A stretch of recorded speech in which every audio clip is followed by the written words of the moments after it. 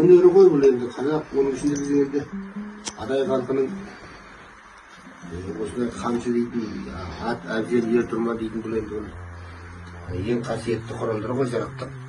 Соны осы мына кішкентайларыма осы үйлеріне әрқайсысына бір бірден қамшы іліп бердім.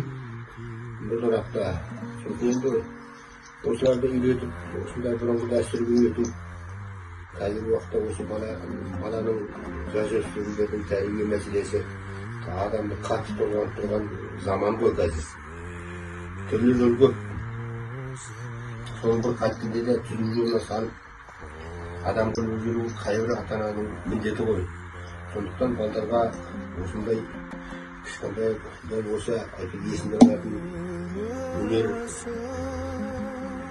Енді бұл қамшы деген қасиетті құрал ғой енді. Бұл сабы тобылғы дейтін ағаш.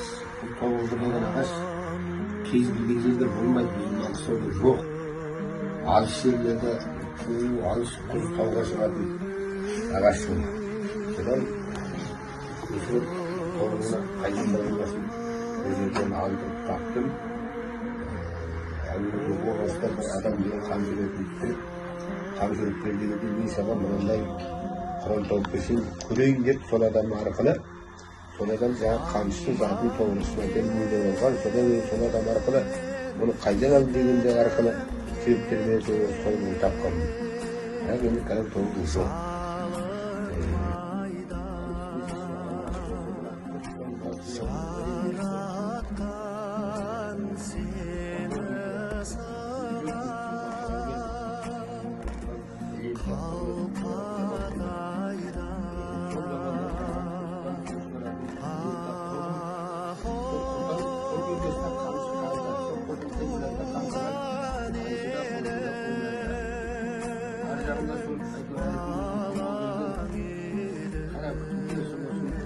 Осыған әдемілеп қамшы мынау бір кешегі уақытта тобылғы жоқ, ескі жылға сақтаған еді. Осымен кеше тобылғы үйлесін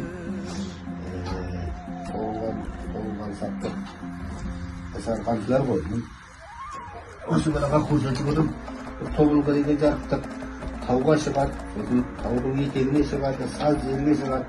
Әзірге шыққан әрқайсының өзінің әртүрлі светі болады екен. Бүйтіп мынаның атын күді дейді.